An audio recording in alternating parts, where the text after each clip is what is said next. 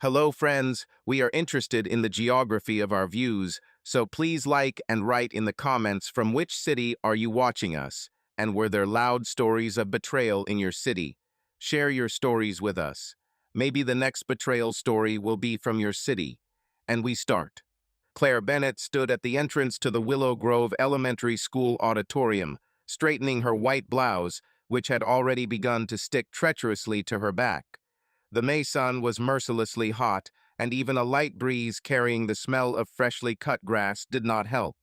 Today was the last call the day she was looking forward to with relief and anxiety. The end of the school year meant freedom from classes, endless parent-teacher conferences, and children's tantrums, but also the beginning of a summer that she knew would be filled with very different challenges. Her 13-year-old son, Owen, had been whining for a week that he was bored, and her husband, Todd, as usual, was missing at work, leaving her to deal with the life and emotions of a teenager alone. Claire adjusted the sign that read, Graduation 2025 inches, and smiled at a passing colleague, Mrs. Harris, who was carrying a box of paper garlands. At 36, Claire looked younger, a toned figure, blonde hair pulled back into a neat bun, and eyes that still sparkled with genuine warmth. But those who knew her better noticed the weariness hiding in the corners of her smile. Being a primary school teacher, wife and mother is like juggling flaming torches while standing on a tightrope, and Claire had long felt that the rope beneath her was beginning to tremble. "Claire, did you see how many parents came?" Mrs. Harris shouted, puffing under the weight of the box. "I don't even know half of it. Are high school students hanging out here now?" Claire turned around, her gaze sweeping across the crowd. The assembly hall was buzzing. Children were running around with balloons, parents were taking pictures of everything, and teachers were trying to restore at least some order. Indeed, among the familiar faces, there were strangers, older teenagers, probably high school graduates, who came to support their younger brothers and sisters. One of them stood out in particular. His name was Jaden. Claire noticed him immediately, although she couldn't say exactly why. Maybe it was because of the way he stood a little to the side, lazily leaning against the wall with a slight grin, as if all this chaos was slightly funny to him. Tall, with dark hair falling into his eyes, and a black t-shirt that fit him like he knew he was being looked at. He was no more than 18, but there was a strange confidence, almost impudence, in his demeanor. Claire found herself staring at him a little longer than she should have and quickly turned away, feeling her cheeks begin to burn. "Claire, are you okay?" Mrs. Harris was already standing nearby, wiping sweat from her brow. "You look like you saw a ghost." "It's okay, it's just the heat." Claire forced a smile and hurried to change the subject. "I'll go check if everything is ready for the performance. Can you handle the garlands? If I don't choke myself in them, then yes," muttered Mrs. Harris, and Claire, laughing, headed towards the stage. The room was noisy, but Claire knew how to navigate through the chaos. She gave final instructions to the fourth-grade choir, adjusted the microphone, and checked the list of speakers. Everything was going according to plan, but something was bothering her. Maybe it was Jaden's gaze that she felt on her as she walked past, or just her own fatigue, which, like a shadow, followed her everywhere. As the ceremony began, Claire took her place at the edge of the stage, ready to encourage the children and make sure no one forgot the lyrics. The headmaster, Mr. Collins, gave a long speech about the future of our children, as the parents applauded and Claire mentally counted down the minutes until the end. Her gaze involuntarily slid across the hall and again came across Jaden. He was sitting in the back row, but now he was looking directly at her. Without taking my eyes off, his lips twitched into a slight smile, and Claire felt something clench inside. She turned away, focusing on the stage where a little girl in a pink dress was reading a poem. After the ceremony, the informal part began. The children ran off to play, the parents drank lemonade and discussed plans for the summer. Claire stood at the snack table, trying to get Owen to eat something other than chips. "Mom, I'm not little, that's enough." Owen rolled his eyes and ran off to his friends, leaving her with a plate of half-eaten sandwiches. Claire sighed. Her son was at that age when parents stop being cool and become just an annoying background. She was about to go look for Todd, who promised to stop by, but, as usual, was late when she heard a voice behind her. "Mrs. Bennett, great party." She turned around. Jaden stood a couple of steps away from her, holding a plastic glass of lemonade in his hand. His voice was low, with a slight hoarseness, and there was something in his eyes that Claire could not decipher. She felt awkward, but tried not to show it. "Thanks. Jaden, right?" She remembered his name from the list of volunteers who helped with decorations. "Exactly." He smiled wider, and Claire noticed how his gaze slid over her face, lingering a little longer on her lips. "You're great. Not every teacher bothers so much for the sake of children." "Well, that's my job," Claire shrugged, trying to speak lightly. "And you've already finished school, right?" "Yeah, a couple of weeks ago. Now I'm a free man." He took a sip of lemonade without taking his eyes off her. "Although, I will miss such events. This is interesting." Something in his tone made Claire tense. It wasn't just a friendly remark. There was an undertone in his words that she didn't want to notice, but couldn't ignore. She was about to politely end the conversation when Jaden stepped closer. "Listen, Mrs. Bennett, can I ask you something?" He lowered his voice, and Claire felt her heart beat faster. "You weren't always so, correct? Were you? I mean, before this whole life husband, son, school. Was there something wild?" The question took her by surprise. Claire opened her mouth to respond, but the words stuck. She suddenly remembered herself at 20 years old, carefree, with dreams of travel and adventure, with night parties and guys who promised nothing but adrenaline. But all this was so long ago, as if in another life. And now this boy, who had barely finished school, looked at her as if he had seen the old Claire, and this frightened her no less than it excited her. "Jaden, She hesitated, trying to find the right words. "This is an inappropriate question." "Maybe so," he shrugged, but his smile became even more confident. "Just curious. You are not like other teachers. There's something about you." "Claire."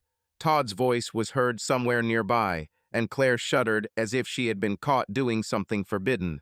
She turned around and saw her husband making his way through the crowd. Tall, in a wrinkled shirt, with a tired look, this is how she saw him in recent years.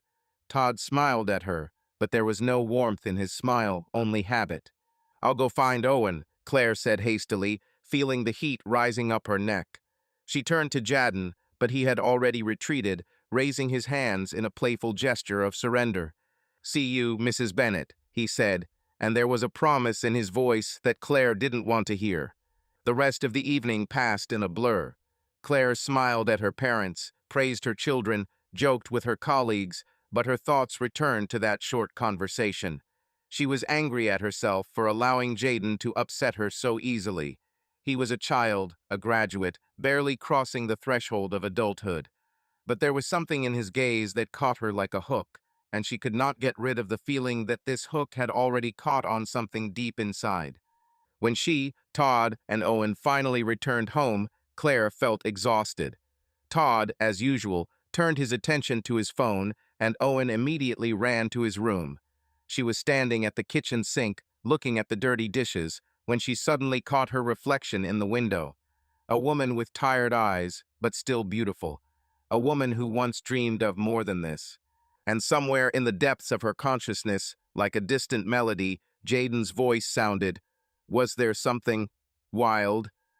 The morning in the Bennett house began with the usual chaos.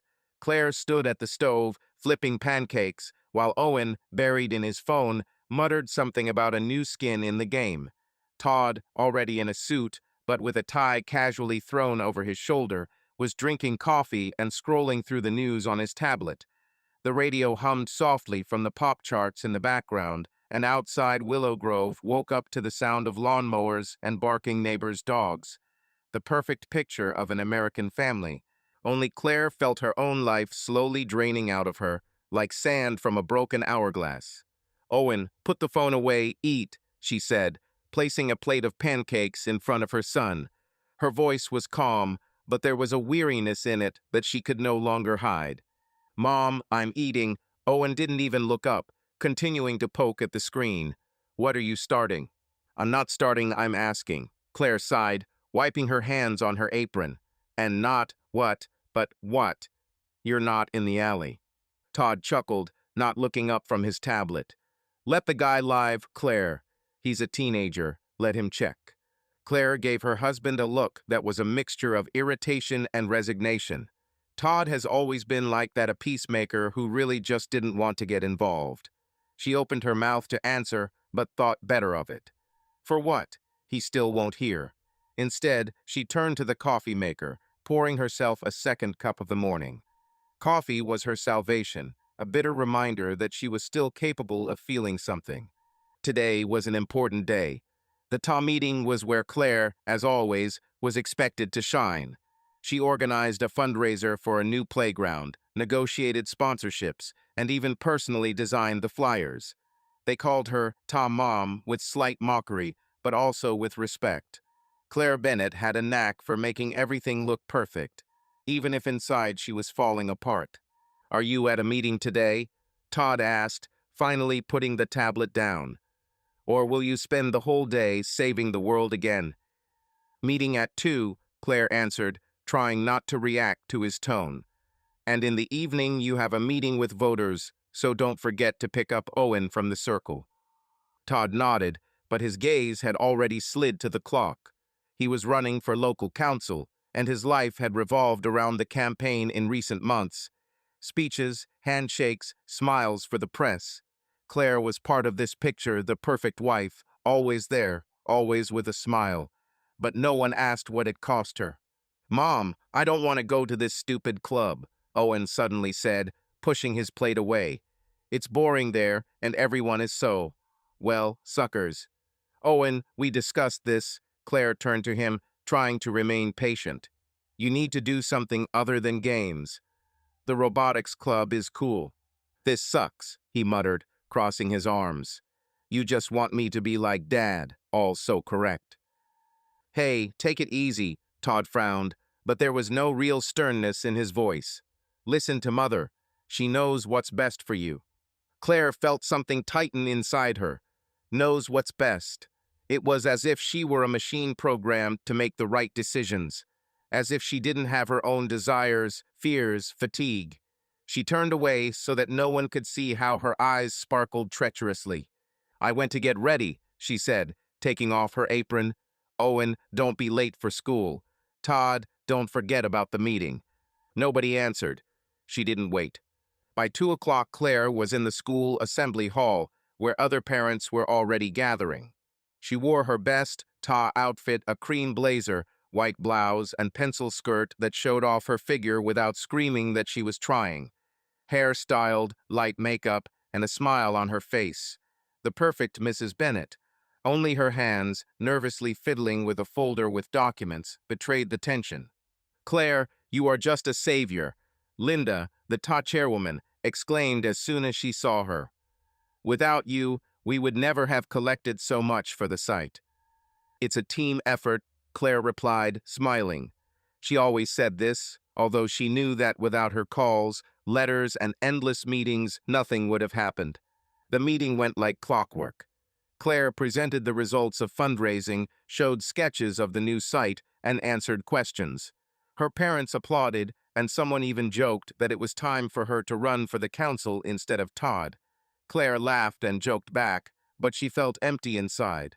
All this was, not hers, not what she dreamed of when she was 20, when she wanted to write books, travel, live life to the fullest.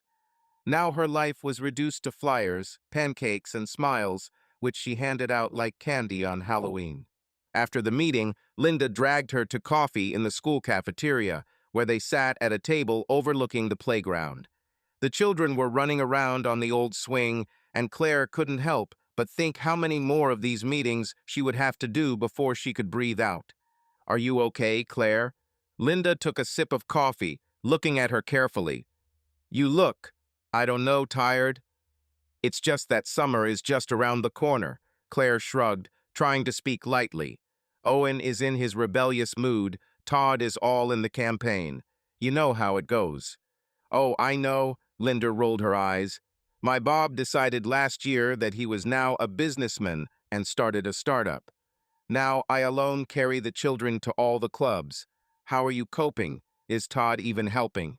Claire wanted to tell the truth. That Todd helps just enough to be called a good father in public. That she is carrying everything on herself, the house, her son, the school, his campaign. Sometimes she looks at him and can't remember why they got married in the first place.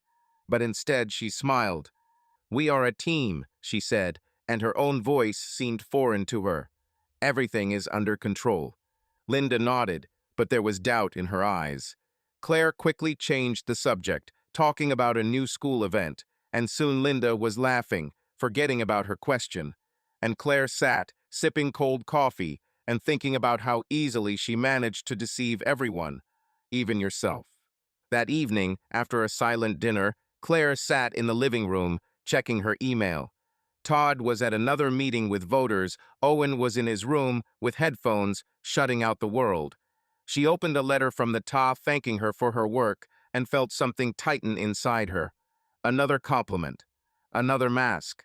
Her gaze fell on the phone lying on the table.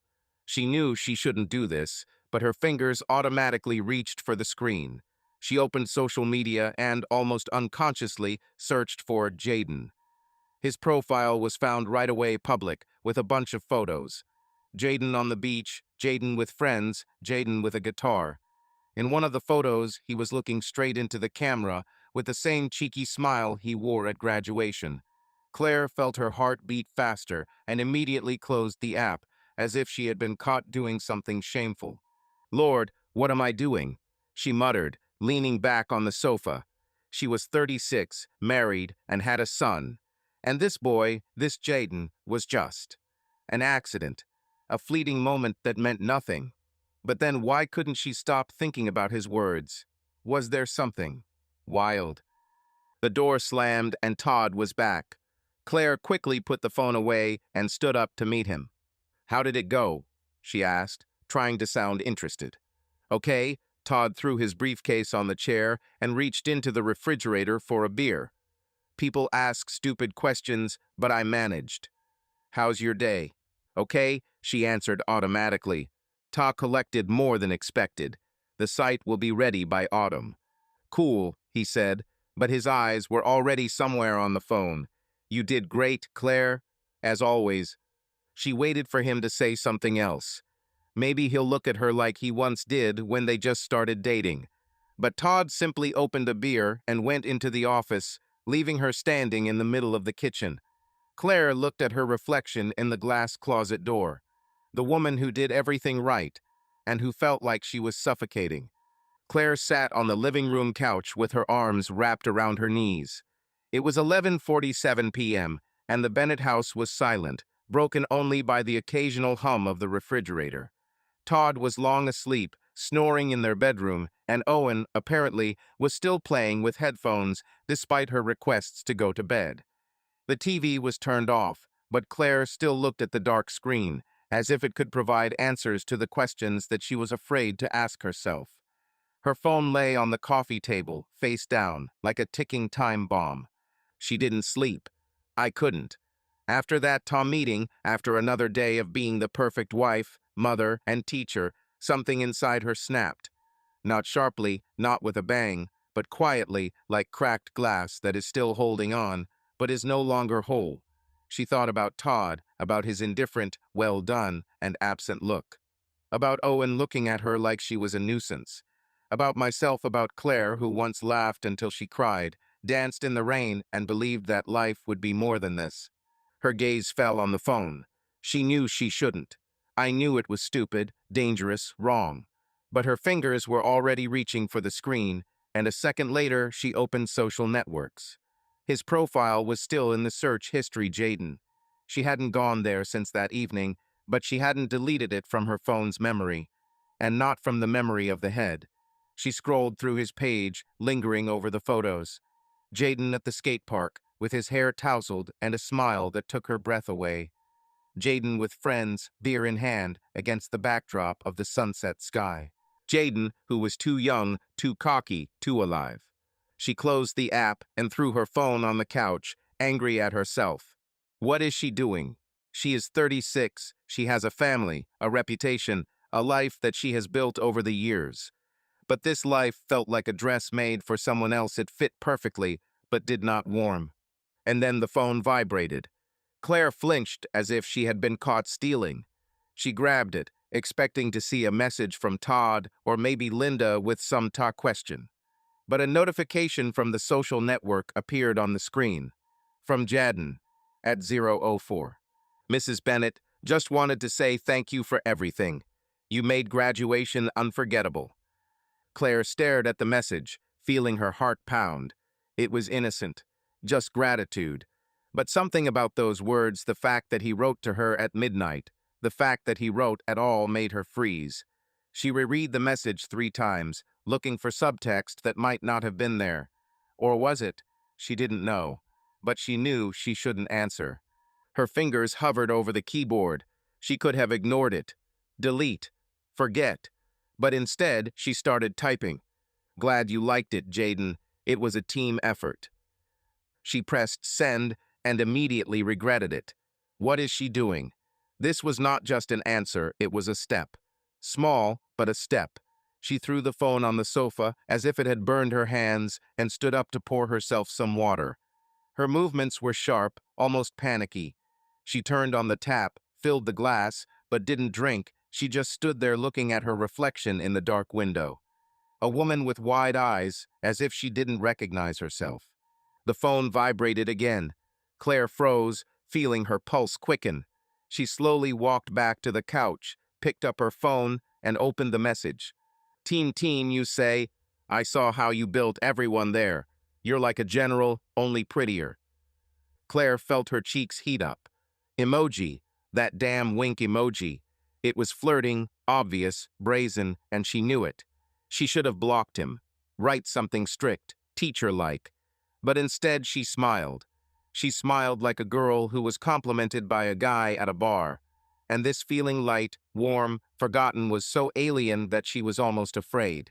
She started typing, erasing, typing again. Finally she wrote, Careful, Jaden, I might still put you in a corner. Thanks for the compliment. She added a smiley face to soften it, making it seem like a joke. But it wasn't a joke, and she knew it. As the message went away, Claire felt her stomach drop. She waited, biting her lip, and a minute later the answer came. Huh, in the corner? I wouldn't mind if you put it on. What are you doing at this time? Can't sleep. Claire closed her eyes, clutching the phone to her chest. This was wrong, it was dangerous, but it was alive. She hadn't felt this alive in years. She imagined Jaden sitting somewhere in his room, typing to her with that smirk of his. And instead of stopping, she answered, I'm just sitting, thinking about life. Why aren't you sleeping? Young people like you should be hanging out at night, not writing to teachers. She sent and immediately regretted the word teachers. It reminded her who she was. Who is he? But the answer came almost instantly. Parties are boring, and you are more interesting. Tell me what you're thinking about. Probably about how to keep us all in line at school. Claire laughed out loud, quietly so as not to wake Todd. Her laugh was nervous but sincere. She couldn't believe she was doing this, texting an 18-year-old guy at midnight, flirting, albeit cautiously. But it was beyond her strength to stop. You overestimate my power, Jadden. I'm just trying to survive in the chaos. What are you thinking about at 1 in the morning? She sent and held her breath. The answer came a minute later, and it was longer than she expected. Honestly, about you. You are not like others. All these adults, they are. Boring. And there is something in you. I don't know how to explain. As if you are not completely here with them. It's like you want something more. Claire felt her throat tighten. He saw her. Not Mrs. Bennett, not Mom, not Todd's wife. He saw the Claire she had almost forgotten, and it scared her as much as it excited her. She sat for a long time, looking at the screen. Her fingers trembled as she began to type. You think too much, Jadden. I'm just an ordinary woman doing my job. But, thank you. That's good to hear. She sent and immediately turned off the screen, as if that would undo everything she had just done. But the phone vibrated again. Ordinary? I don't believe it. Good night, Mrs. Bennett. Maybe we can chat some more. Claire didn't answer. She couldn't. She placed the phone on the table, feeling her heart pounding as if she had run a marathon. She got up, turned off the light in the living room, and went into the bedroom. Todd slept with his face turned to the wall, his snoring as steady as a metronome. Claire lay down next to him, but did not close her eyes. She looked at the ceiling, feeling something change inside her. Something she couldn't stop even if she wanted to. The next morning, she woke up with a feeling of guilt that settled in her chest like a heavy stone. She made breakfast, drove Owen to school, smiled at Todd, but it was all mechanical. Her thoughts went back to that exchange, to Jadden's words, to how he made her feel seen. She didn't open social media all day, afraid to see a new message. But in the evening, when Todd left for a meeting again and Owen locked himself in his room, she couldn't stand it. She opened the app and saw that Jaden was online. Her finger hovered over the right button. She knew it was a mistake. I knew it could ruin everything. But she also knew that for the first time in a long time she felt alive. Hi, Jaden. How are you? She wrote and hit send before she could change her mind. The rain didn't stop until midday, leaving Willow Grove sparkling and smelling like wet grass. Claire walked along the sidewalk, clutching the leash of their Labrador, Max, who happily pulled her towards the park. Her sneakers squelched in the puddles, and her hair, falling out of her ponytail, stuck to her neck. She didn't look like Mrs. Bennett from the TA, but like an ordinary woman, tired of the endless cycle of business. Today was her day off, a rare day when she wasn't running between school, home, and meetings. Todd was at another meeting with voters, Owen was with a friend, and Claire decided that a walk with Max would at least help her clear her head. The park was almost empty. Only a few runners and an elderly couple on a bench broke the silence. The air was fresh, with a slight taste of earth, and the wet leaves glistened under the sun, which had finally broken through the clouds. Claire unfastened the leash, allowing Max to run across the grass, and sat on the bench, taking out her phone. She hasn't opened social media since last night, when she sent Jaden that message, "Hey, Jaden, how are you?" He answered almost immediately, easily, with the same brash energy that made her heart beat faster. They exchanged a few words, nothing serious, but Claire still felt as if she had broken some invisible law. She didn't respond to his last message, a joke about how he missed his school days, especially her lessons. It was too much, too close to the edge. She put the phone in her jacket pocket and looked at Max, who was chasing a squirrel. Her thoughts were confused. She was angry at herself for being weak, for letting this boy, this Jaden, get into her head.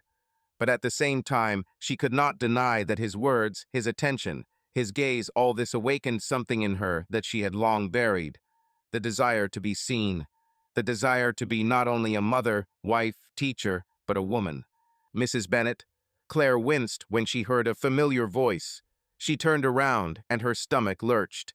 Jaden stood a few steps away, wearing a dark sweatshirt and jeans, his hair damp from the rain falling into his eyes. He held a skateboard in his hands, and a slight smile played on his face, the same one that made Claire lose her breath every time. Jaden, she straightened up, straightening her hair, suddenly realizing how unkempt she looked. What are you? What are you doing here? I'm just skating. He nodded at the skateboard, but his gaze did not leave her. After the rain, the asphalt is slippery, but I like it. Are you? Walking the dog? Yes, Max. Claire pointed to the Labrador, who was already rushing towards them, wagging his tail. He loves the park. Jaden crouched down, scratched Max behind the ear, and the dog immediately licked his face, causing the guy to laugh. Claire looked at them, feeling her tension ease a little. It was so normal, just a chance meeting. It's okay. Good guy, Jaden said, standing up and wiping his hands on his jeans. Can I sit down? He nodded towards the bench. Claire hesitated. She should have said no, made an excuse, walked away. But instead she nodded. Certainly. He sat down next to her, not too close, but enough for her to feel the warmth of his presence. He placed the skateboard on the ground, swinging it slightly with his foot. They were silent for several seconds, looking at Max, who was again running across the grass. The silence was awkward, but at the same time strangely comfortable, like after rain. "I didn't think I'd meet you here," Jaden finally said, turning to her. "You are different without all this school fuss." Claire smiled weakly. "Is this a compliment, or are you implying that I look like a tramp?" He laughed, and the laugh was so sincere that Claire couldn't help but smile wider. "Compliment, Mrs. Bennett. You always look cool, but now, I don't know if you're real or something." "Real," she repeated quietly, looking at her hands. "I'm not sure if this is about me." "Why?" His voice became more serious, and Claire felt him looking at her. "He doesn't just look, he studies." She shrugged, not knowing how to answer. How to explain that her life is an endless series of roles that she plays for others.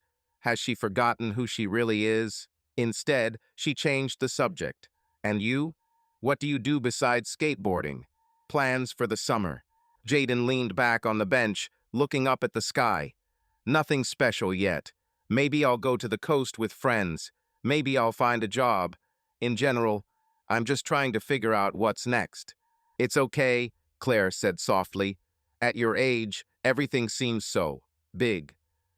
"Yeah," he turned to her, and something flashed in his eyes that made her freeze. "You know, I always noticed you. Since elementary school."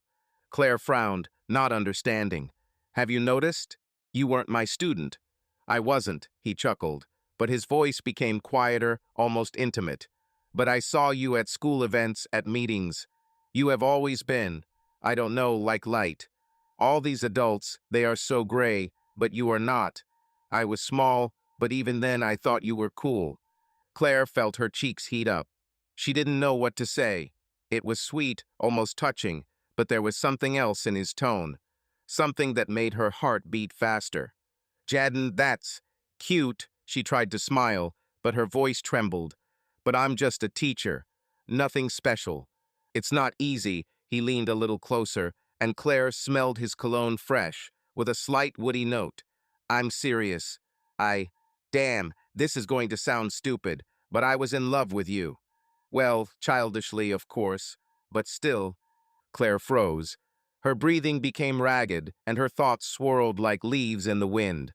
In love. This word hung between them, heavy, dangerous, but at the same time incredibly attractive. She should have laughed, waved it off, said something stern. But instead, she felt her lips twitch into a smile. "In love?" She looked at him, trying to keep her distance. "Jaden, you were, what, 10? "Yeah, somewhere like that." He smiled, but his gaze was serious. "But I'm not joking." And honestly, it didn't quite go away. Claire felt her world rock. She looked into his eyes, dark, open, full of that daring confidence that frightened and attracted her at the same time. He was so close, and in that moment, the park, Max, the whole of Willow Grove disappeared. It was just the two of them, and it felt wrong, but it was so damn right. "Jaden," she finally looked away, her voice barely audible. "You shouldn't say that." "Why?" He didn't back down. "Because you are married? Because I'm too young? Or because you're afraid it's true?" Claire swallowed, feeling her throat tighten. He was right. She was afraid. I was afraid of what I felt sitting next to him. Afraid of the way his words made her heart beat like it did when she was 20.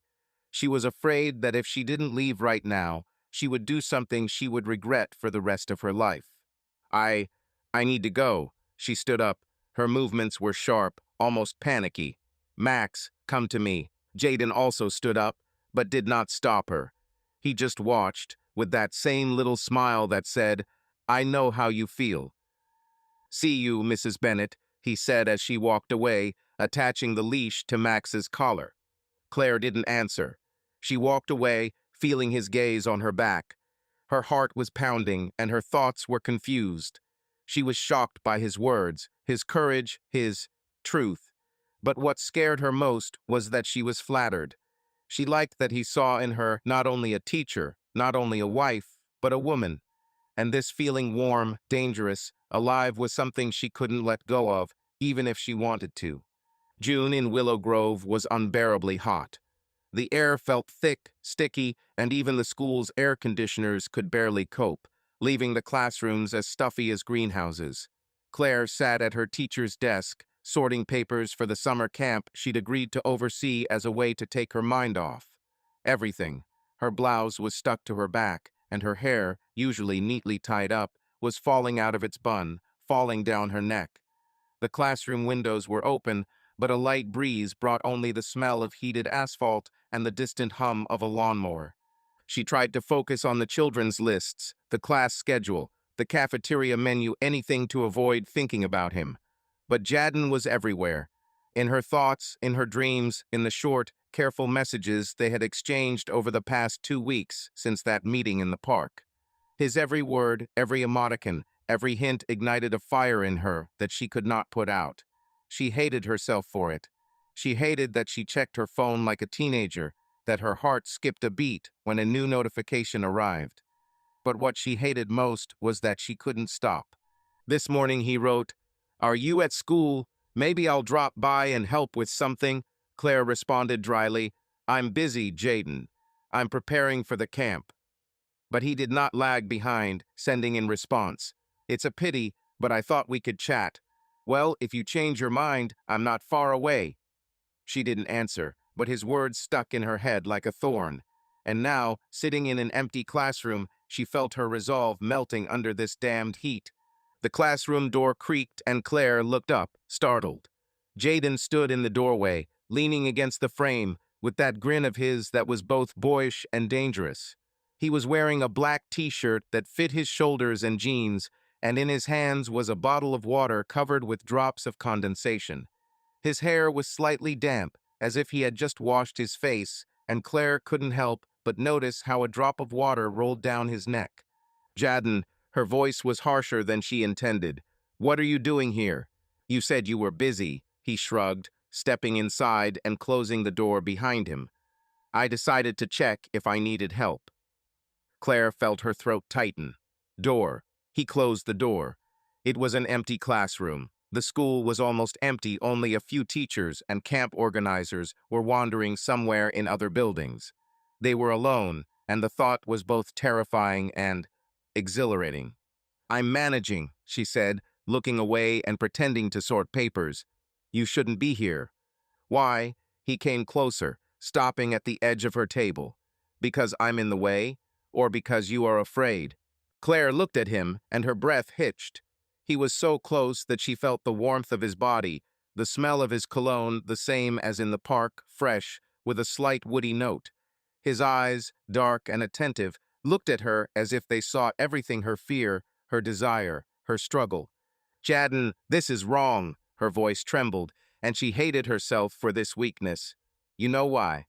"I know." He leaned a little closer, resting his hands on the table so that their faces were on the same level. "You are married. You have a son. You are a teacher. But I also know that you are not happy, Claire. I see it." His words hit like a slap in the face, not because they were lies, but because they were true.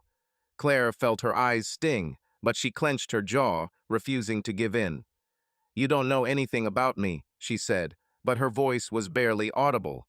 "Then tell me." He did not back down. His voice became softer, almost pleading. "Tell us who you are, Claire. Not Mrs. Bennett, not Owen's mom, not Todd's wife. Who are you?" She looked at him, and at that moment something inside her broke. Years of restraint, years of masks, years of "everything is under control" collapsed like a house of cards. She felt her hand tremble as she reached for him unconsciously, instinctively. Her fingers touched his arm, and it was like an electric shock. Warm skin, slight tension in the muscles under her palm. She froze, expecting him to back away, but Jaden just looked at her, his breathing becoming heavier. "Claire," he said her name quietly, without Mrs., and it was so intimate that it took her breath away. "You're alive. I see it. Why are you hiding?" She didn't answer. I couldn't. Instead, she leaned forward, and their lips met.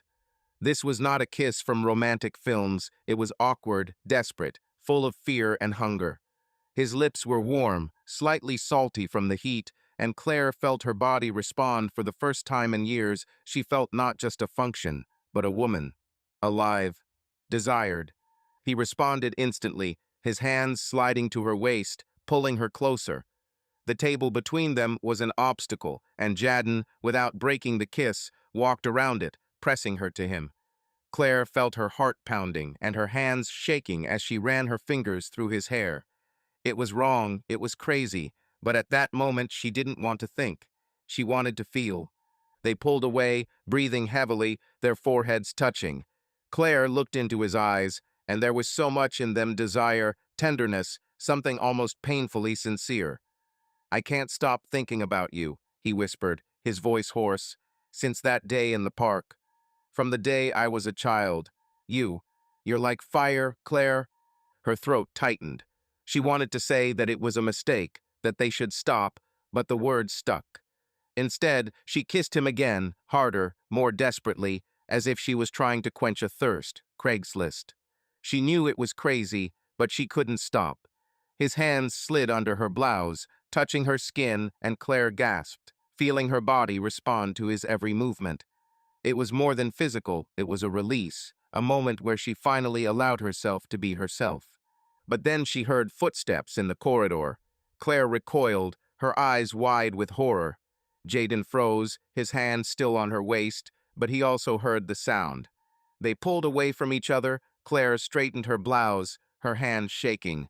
The footsteps died down, but the moment was ruined.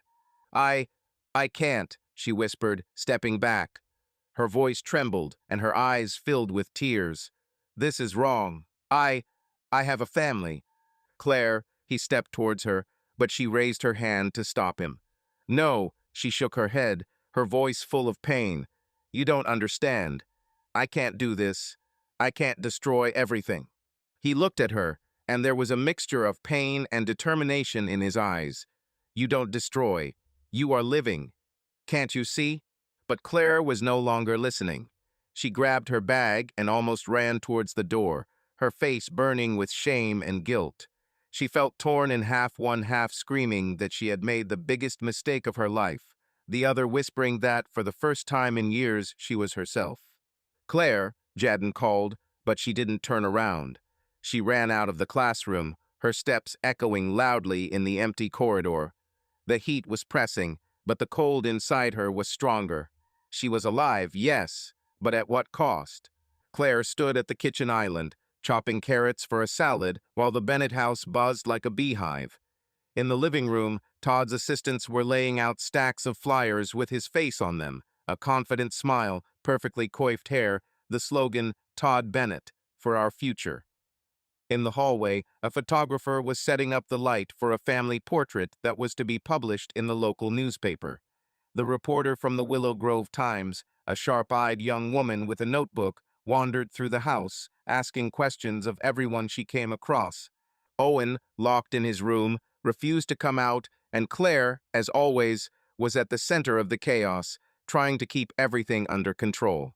She put on her formal dress, dark blue, long sleeves, modest but elegant, perfect for the role of the candidate's wife. Her hair was styled in soft curls, and her makeup was light but thoughtful. She looked as expected, flawless, but inside she felt as if she was being slowly squeezed by a vice. Every glance, every smile, every "Mrs. Bennett, you're doing great," only increased this pressure. "Claire, have you seen the folder with the meeting schedule?" Todd burst into the kitchen, straightening his tie. His voice was sharp, but not angry, just businesslike, as it had always been these past months. "On the table in the office," she answered, without looking up from the carrots. Her movements were mechanical, the knife flashing quickly, almost furiously. "Thank you, you're golden," he said casually, already leaving, but suddenly stopped. "Listen, are you okay? You look, I don't know, tense." Claire froze, her hand holding the knife stopping in midair. She looked at him, searching his face for any hint of sincere concern, but saw only fatigue and slight irritation. He didn't want to know how she was. He wanted her to be okay so as not to add to his problems. "It's okay," she said, forcing herself to smile. There's just a lot to do. You know how it goes. Todd nodded, already losing interest. Yeah, I know. Hang in there, it will be easier in the evening. He left, leaving behind the smell of cologne and a feeling of emptiness. Claire returned to the carrots, but her thoughts were far away. She thought about that class, about Jaden, about how his lips touched hers, how his hands pulled her closer. She felt alive then, for the first time in years. But now, surrounded by leaflets with her husband's face, journalists, and fake smiles, she felt only guilt. The guilt was like acid, corroding her from the inside. She betrayed Todd, she betrayed Owen, she betrayed herself. And yet, somewhere deep down, she couldn't stop thinking about Jaden, about his words, about his look, about how he saw the real her. Mrs. Bennett, can I see you for a minute? The journalist, Emily, appeared at the kitchen door, holding a notepad. Her smile was professional, but there was curiosity in her eyes. I want to ask a couple of questions about your role in the campaign. Claire wiped her hands on her apron and nodded, pulling on her usual mask. Of course, come on in. Would you like to get coffee? Emily refused the coffee and got straight to the point. Everyone says that you are the heart of this campaign. Organizing events, supporting my husband, raising my son. How do you manage everything? Claire wanted to laugh. Is he on time? She didn't have time to live. But instead she smiled, as she had done hundreds of times. It's teamwork, she said, repeating her old mantra. Todd inspires me, I just help keep everything in order. Emily wrote it down, but her gaze became sharper. What about you? Is there anything you do for yourself? Hobbies, maybe dreams. The question took Claire by surprise. She opened her mouth, but no words came. What could she say? That her hobby is survival, that her dreams were somewhere in the past, buried under a pile of bills, parent-teacher conferences, and campaign posters. She felt her throat tighten and quickly turned away, pretending to check the salad.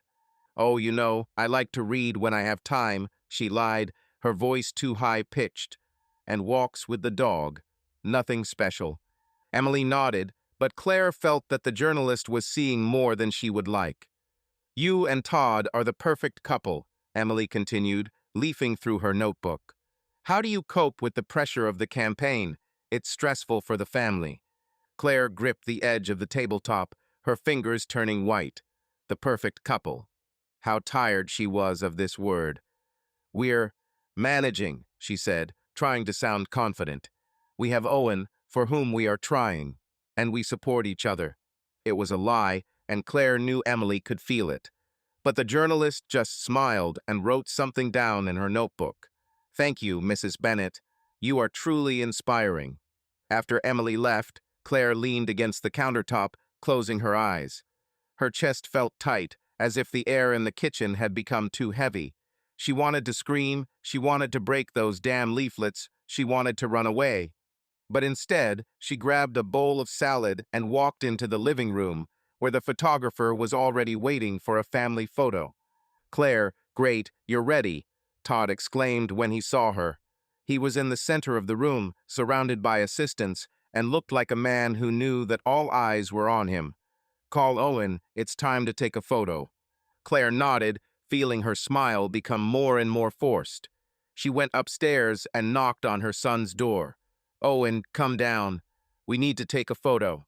Mom, this is stupid, came from behind the door. I don't want to. Owen, please. Her voice trembled, and she hated herself for it. This is important for Dad. The door opened and Owen stepped out, headphones around his neck and a sullen expression on his face. Okay, but I won't smile. Claire didn't answer. She couldn't.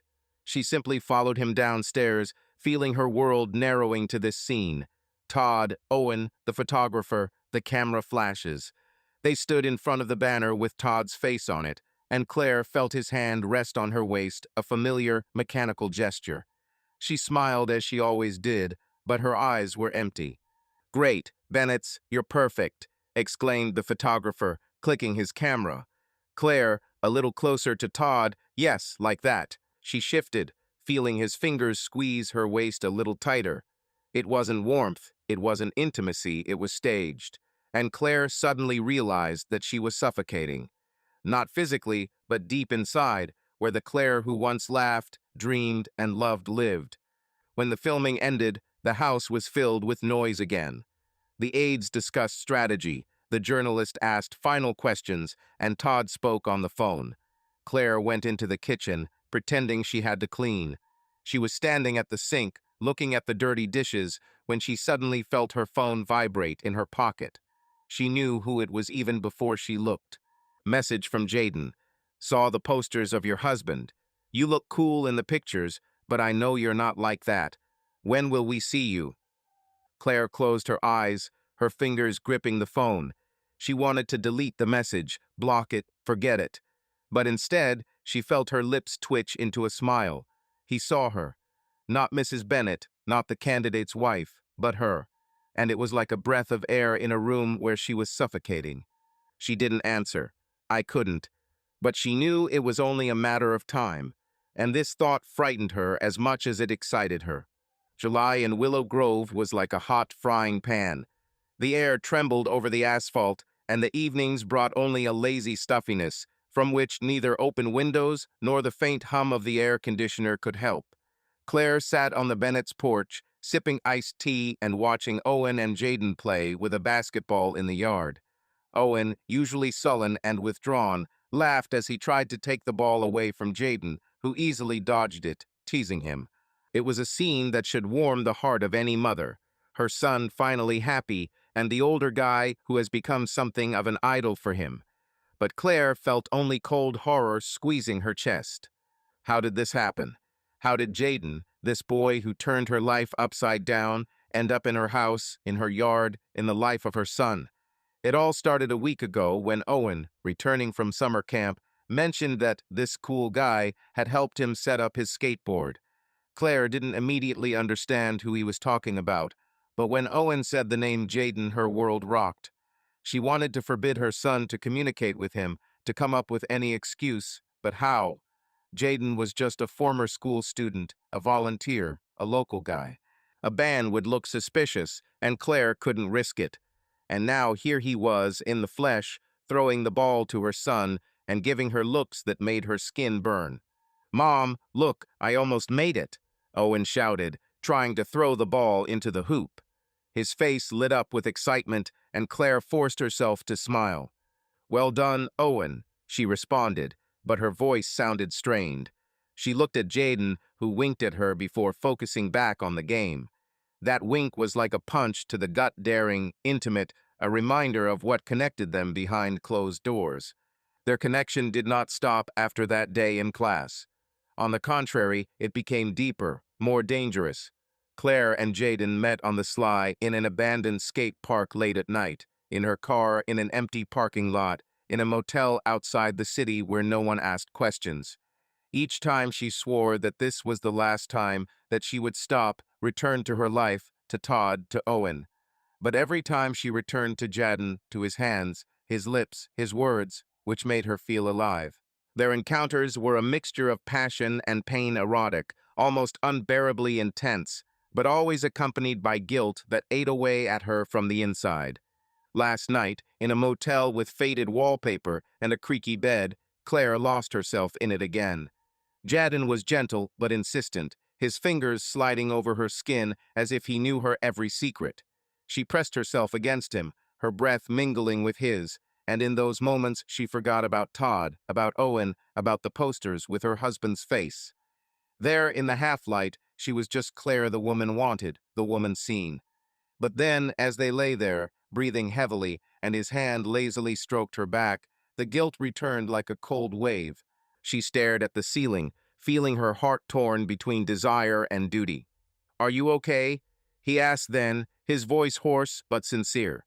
She didn't answer. She just turned away, hiding her tears. He didn't insist, but his fingers continued to touch her, as if trying to hold her. And Claire hated herself for not wanting him to stop. And now he was here in the yard of her house, playing with her son like an older brother. It was too close, too real. Claire felt the situation slipping out of control, her secret growing heavier, threatening to crush her. "Hey, Mrs. Bennett," Jaden walked up to the porch, wiping sweat from his forehead. Owen ran into the house to get water, leaving them alone. Owen is a cool guy. You raised him well. Claire clutched her glass of tea, her fingers turning white. Thank you, she said quietly, trying not to look him in the eyes. But you shouldn't. Come here so often. He leaned closer, leaning on the porch railing. His voice became quieter, almost a whisper. Why? Because it's hard for you to pretend? Or because you're afraid he'll notice something? Jaden, that's enough. She looked at him, her eyes full of panic. This is not a game. This is my life. My son. I know, he straightened up, but his gaze did not let go of her. But I don't want to just be your secret, Claire. I want to be with you. For real. Her throat tightened. She wanted to scream, to tell him that this was impossible, that he was too young, that she could not destroy her family. But the words stuck because part of her, the part that woke up in his arms, wanted the same, and that scared her most of all. You don't understand, she whispered, her voice trembling. I can't. I shouldn't. But you do, he stepped closer, and Claire felt the warmth of his body without even touching him. Me too. We're both in this, Claire, and I'm not going to stop. Owen returned holding 2 bottles of water, and Jaden stepped back, putting on his boyish smile again. Hey bro, ready for a rematch? He shouted, throwing the ball to Owen. Claire watched them return to the game, but her mind was in chaos. She felt cornered. Jaden was not just her lover, he was now part of her life, part of her son's world. And this made everything even more dangerous. That night, Claire met up with Jaden again. She told Todd she was going to a Tom meeting, even though the meeting was last week. Todd, as always, didn't ask any questions and kept his eyes on his phone. Owen was visiting a friend, and Claire went to the motel, where Jaden was already waiting for her. The room was the same as last time, cheap, with the smell of old carpet and the dim light of the lamp. Jaden sat on the edge of the bed, wearing only a t-shirt. His hair was disheveled, and his eyes were full of the same hunger that she saw every time. Claire closed the door, her hands shaking. You've come, he said, standing up and approaching her. His voice was soft, but there was confidence in it. I shouldn't have, she whispered, but her body was already reaching out to him. She hated herself for it, but she couldn't resist. He kissed her, and everything disappeared, the guilt, the fear, Owen, Todd. His lips were warm, insistent. His hands slid under her dress, finding her skin. Claire gasped, pressing herself against him, her fingers gripping his shoulders. It was not just a desire, it was a need, like air after a long dive underwater. They fell onto the bed, their movements desperate, almost violent. Jaden whispered her name, his voice trembling with emotion, and Claire felt her heart break. She was alive in his arms, but every second of this life was stolen. When it was over, they lay in silence, their breathing slowly evening out. Claire stared at the ceiling, feeling the guilt return, cold and heavy. Jaden turned to her, his hand resting on her stomach. I saw the way you looked at me today, he said quietly. You're afraid, right? Of course I'm afraid, her voice was hoarse. Now you're wearing my oversized shirts, playing basketball with my son, and I'm here, doing this. This is too much, Jaden. Everything got out of control. He propped himself up on his elbow, looking down at her. Maybe that's how it should be. Maybe that's what you need to let go. She closed her eyes, and a tear rolled down her cheek. I can't let go. I have a family. I have obligations. But you're not happy, he said softly but confidently. I can see that, Claire. You're drowning in your ideal life, and I'm not saying I'm the solution, but I'm there. I see you. His words cut deeper than she expected. She wanted to object, to say that he was wrong, but she couldn't, because he was right. She was drowning, and he was the only one who noticed it. She turned to him and put her hand on his cheek. This can't go on, she whispered. You know. He didn't answer, just kissed her again, softer this time, as if it was a promise he knew he couldn't keep. And Claire let him because at that moment she needed to believe that something real was still possible. When she returned home that night, the guilt was heavier than ever. She parked in the driveway and stared at the house, the home of the perfect Bennetts, with its manicured lawn and campaign posters.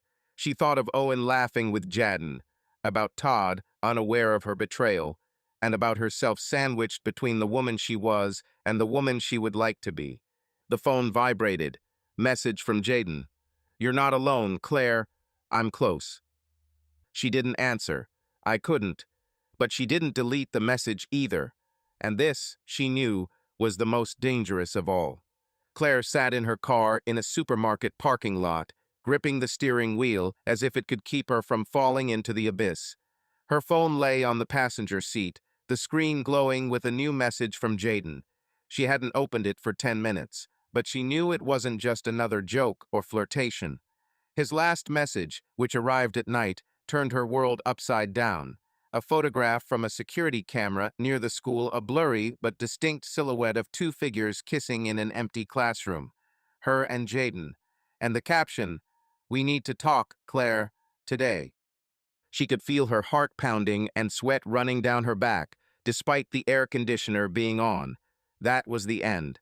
She knew that their relationship was madness, that she was playing with fire, but she continued anyway. And now the fire had reached her, and she didn't know how to get out. Claire closed her eyes, remembering how it had come to this. A week ago, she made up her mind. After another night in the motel, after another promise to herself that this would be the last time, Claire realized that she could not continue. Jaden had become too close not only to her, but to her son, to her life. He was in the yard with Owen, at school events, in her thoughts, in her dreams. She couldn't breathe without feeling his presence, and that scared her more than her guilt over Todd. She had to put an end to this. They met at a skate park late in the evening, when the sun had already set, leaving only an orange stripe on the horizon. Claire stood by the old bench with her arms crossed, her voice trembling, but she tried to be firm. "Jaden, this has to end," she said, looking into his eyes. "We can't continue. This is wrong for everyone." He stood opposite her in his black sweatshirt, his hair disheveled, and his gaze was so hard that Claire felt her resolve melting. "Wrong?" he asked, stepping closer. "Claire, you are the only thing right in my life. You know it." "No," she shook her head, retreating. "I have a family. Owen. Todd. I can't destroy everything for this. For our sake," he corrected, his voice becoming quieter, but there was pain in it. "Do you think I'm just having fun? I love you, Claire. I want to be with you. Don't steal moments, but be." Her throat tightened. Love. This word was too big, too heavy for the 18-year-old guy, for their stolen meetings, for her life, which was already bursting at the seams. She wanted to say that it was impossible, that he was too young, that she couldn't. But instead, she felt tears burning her eyes. "Jaden, please," she whispered. "Don't make it harder." He looked at her for a long time, his face a mixture of anger and despair. Then he nodded, as if accepting her words, but there was something in his eyes that made Claire freeze.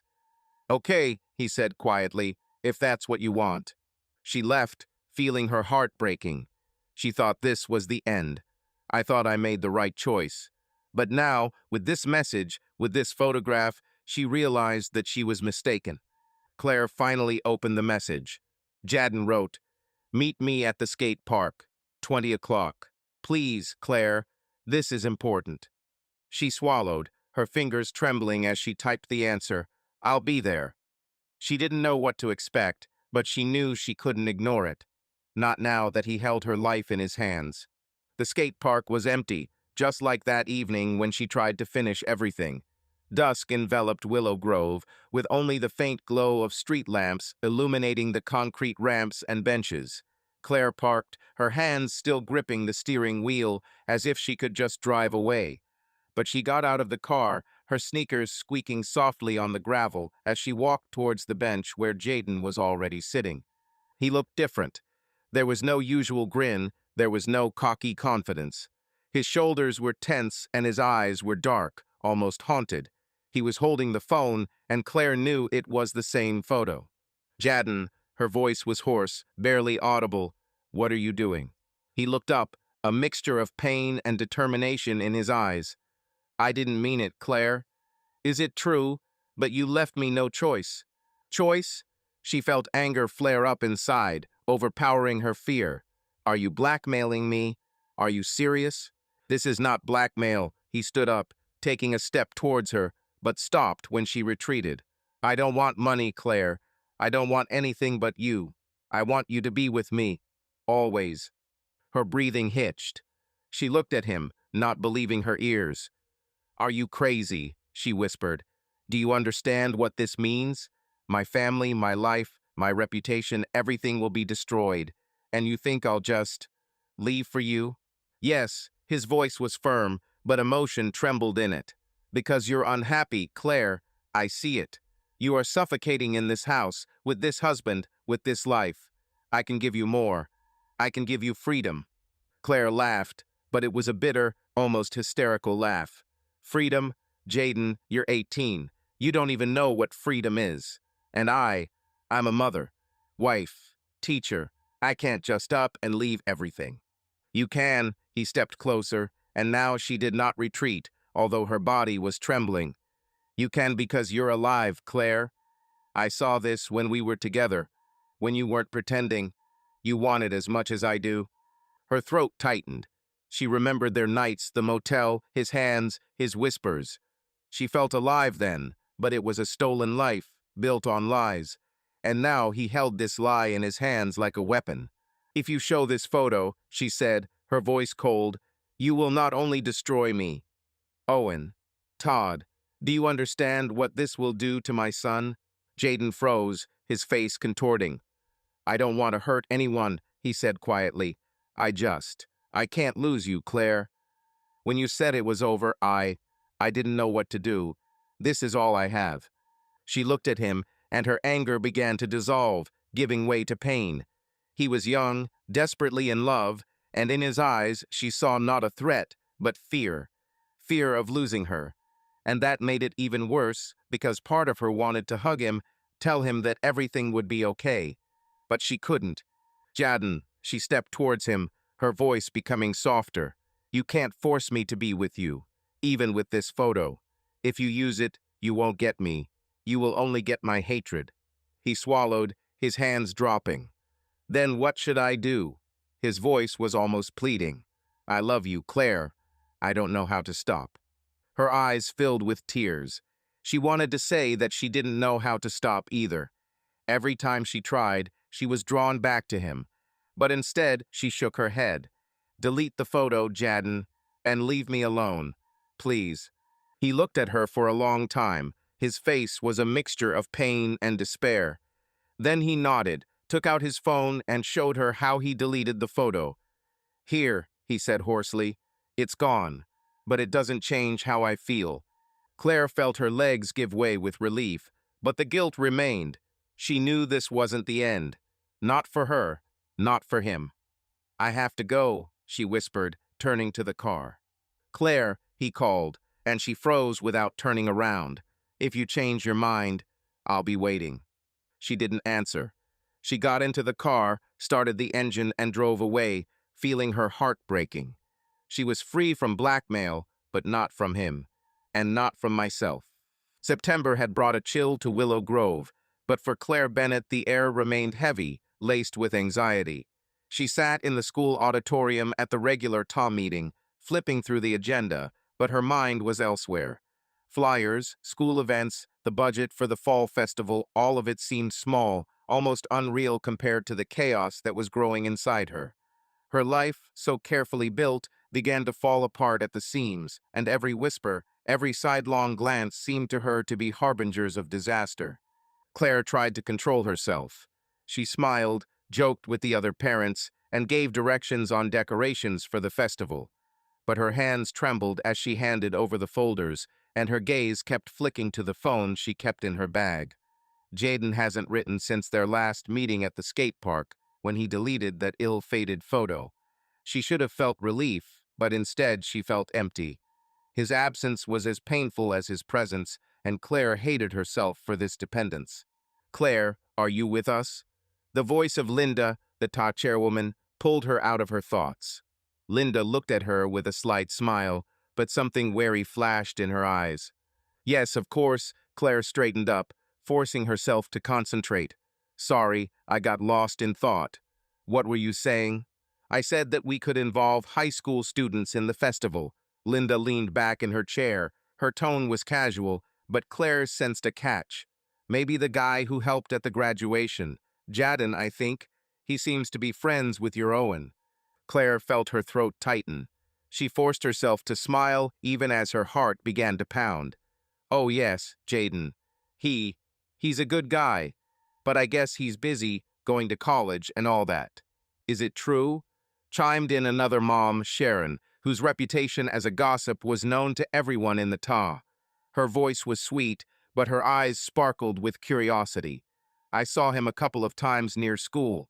He seems to hang around here often, and he seems to be communicating with you, Claire, too. The hall fell silent. Not completely, but enough that Claire felt eyes on her. She squeezed the pen in her hand, trying to keep her face up. He's just helping Owen, she said, her voice level, but inside she was screaming. You know how it happens with teenagers. Owen thinks he's cool. Well, of course, Sharon smiled, but her smile was as sharp as a blade. It's just funny how he's always there. I even saw you in the park together last week. It looked nice. Claire felt the blood drain from her face. She remembered that day, a chance meeting when Jadon was playing with Owen, and she was sitting on the porch, trying not to look at him for too long. But Sharon saw it, and now she dug, like a dog that smells a bone.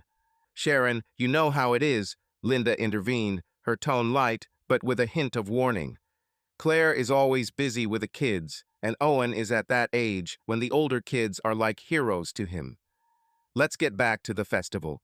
The conversation turned to jewelry and budgets, but Claire could feel Sharon still watching her gaze like a needle digging into her skin. When the meeting ended, Claire gathered her things faster than usual, avoiding eye contact. She knew that rumors had already begun to spread. In Willow Grove, gossip was like a fire in dry grass. All it took was a spark to ignite everything. At home, Claire tried to act as usual. She cooked dinner, listened to Owen talk about the new game, and helped Todd sort campaign flyers. But her thoughts were elsewhere. She felt her reputation, that perfect Mrs. Bennett she had spent years building, hanging by a thread.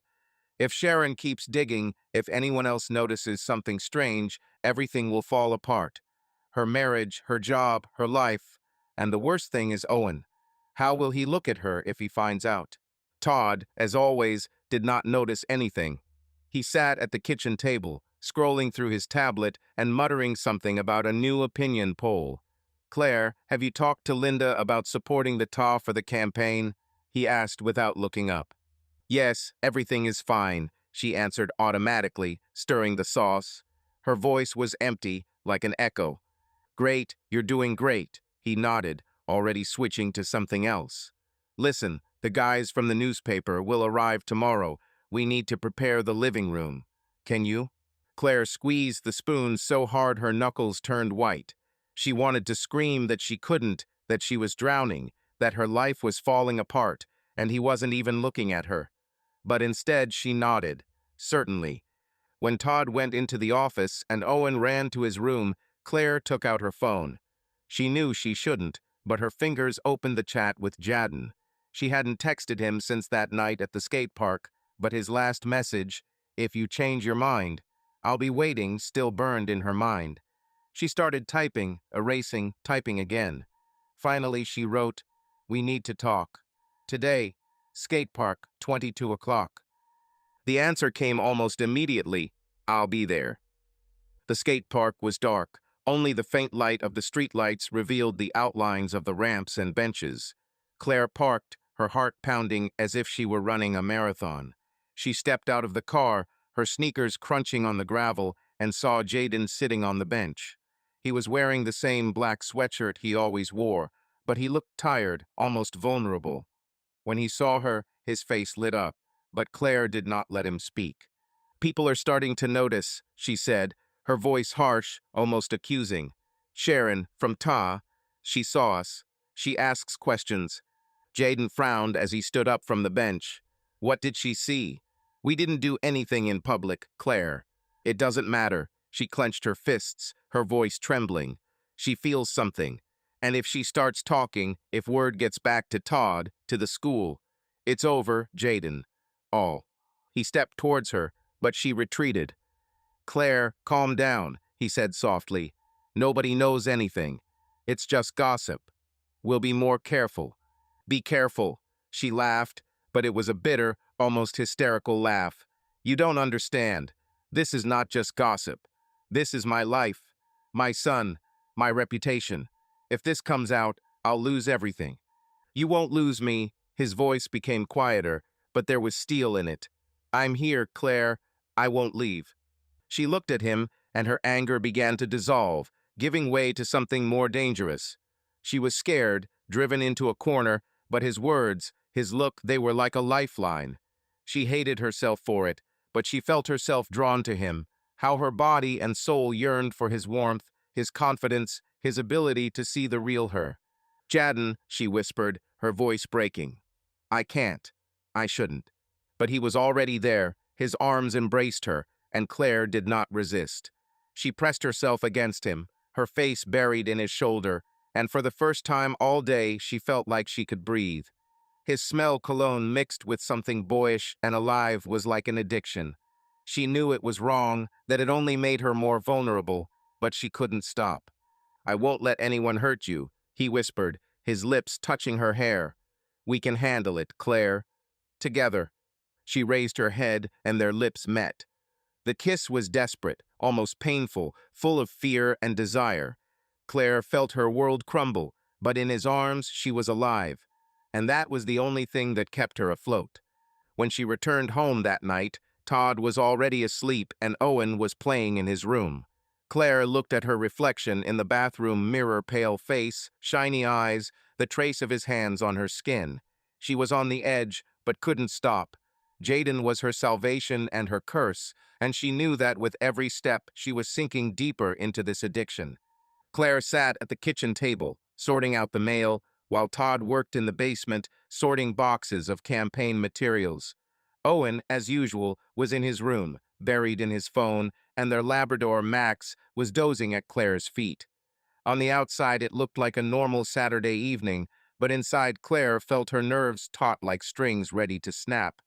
The rumors that Sharon started at the TAM meeting continued unabated. They spread across Willow Grove like cobwebs, thin but sticky, and Claire knew that sooner or later someone would start asking questions. And now Jaden, his presence in her life, in Owen's life, was becoming more and more noticeable, and she could not control how it looked from the outside. Claire tried to stay away from him after that night at the skate park. She didn't respond to his messages. She avoided places where she might meet him, but it was like trying to run away from her own shadow. He was in her thoughts, in her dreams, in every casual glance from Owen, who mentioned him with delight. Jaden had become part of their family, and that scared Claire more than the gossip. She knew that she had to end everything completely, but every time she thought about it, her heart sank in pain. He was her salvation, her poison, and she didn't know how to live without him. The sound of footsteps on the stairs from the basement made her flinch. Todd appeared at the door, holding Owen's tablet. His face was frowning, his eyebrows furrowed, and Claire felt her stomach clench. She knew that look had appeared when Todd felt that something was wrong, but had not yet decided how to fix it. Claire, did you see this? He asked, picking up the tablet. His voice was calm, but there was steel in it. She forced herself to smile, although her hands shook under the table. What's there? Another game he spent my money on. No, Todd walked up to the table, put the tablet in front of her, and opened the gallery. Look. Claire looked at the screen, and her heart skipped a beat. It was a photo of Owen and Jaden sitting on a bench at a skate park, both smiling, Owen holding a skateboard and Jaden putting his arm around his shoulders. The photo was innocent, just a moment of friendship, but to Claire it was like a landmine ready to explode. She swallowed, trying to keep her face up. Nice, she said, her voice too high. Owen said that Jaden helps him with skating. Yeah, Todd crossed his arms, his gaze never leaving her. But this is not one photo. There are dozens of them. Jaden is in half the photos in his gallery, and not just with Owen. You are there too. Claire felt the blood drain from her face. She knew that Owen had filmed them in the yard, in the park, at school events. She thought it was just a teenage habit of taking pictures of everything. But now, under Todd's gaze, these photographs seemed like evidence. Todd, it's just. She hesitated, trying to find the words. Jaden is Owen's friend. He is a former student and helps out at school. You know how it goes. I know, he nodded, but his voice became colder. But I don't like how this guy is everywhere. He's too active. Always around our family, around Owen, around you. This is fine? Claire clenched her fists under the table, her nails digging into her palms. She wanted to scream that this was not normal, that she was drowning in this nightmare, that she hated herself for everything she had done.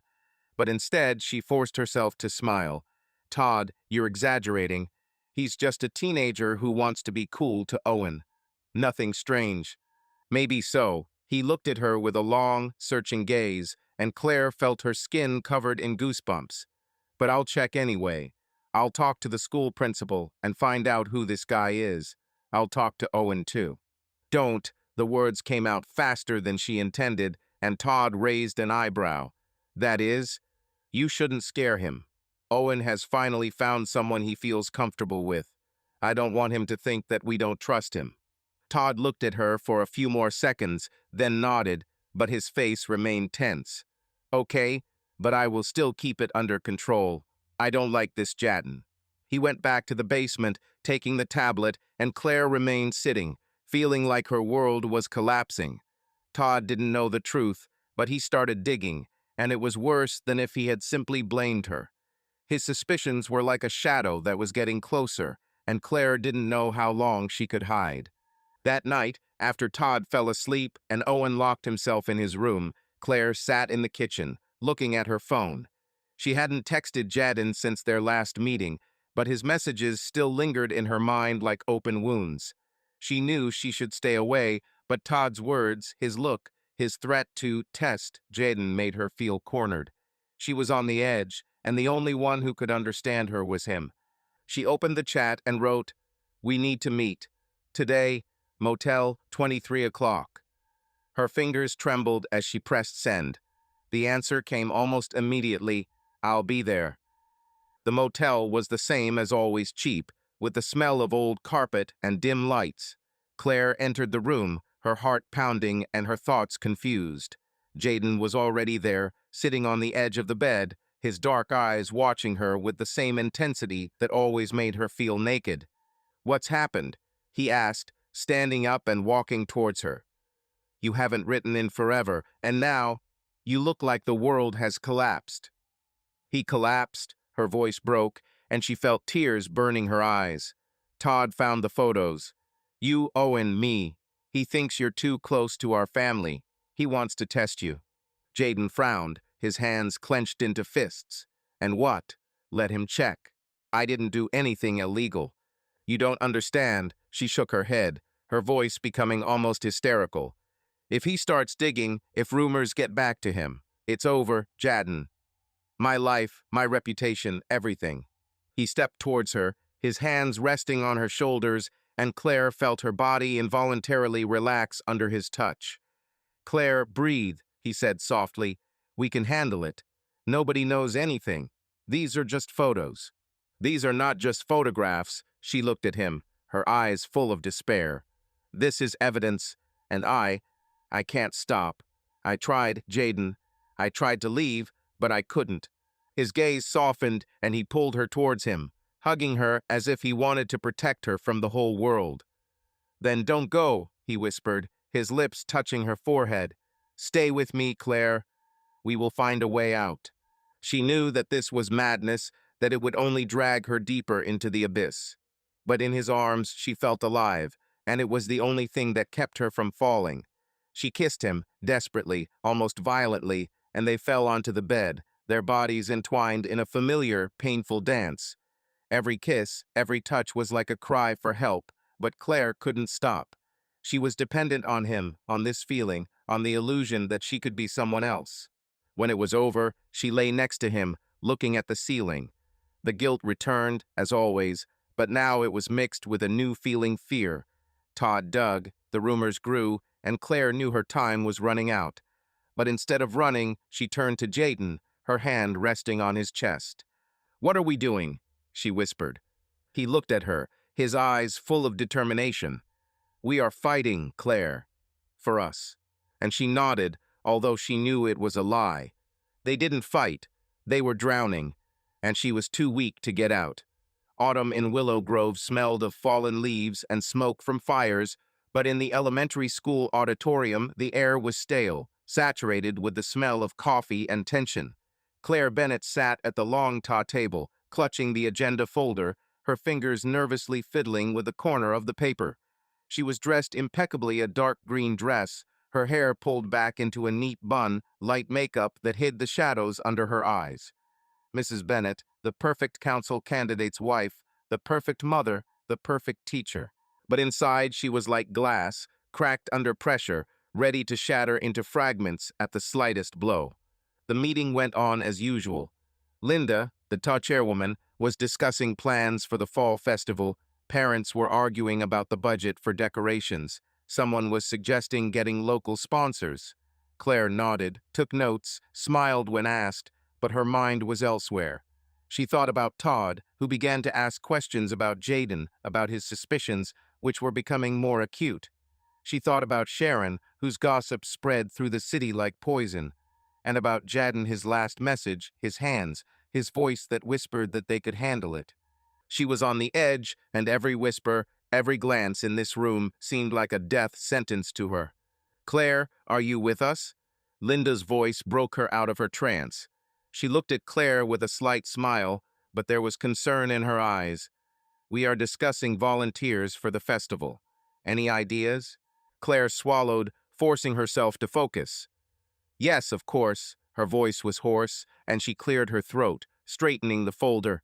"You can attract high school students like last year. They did well."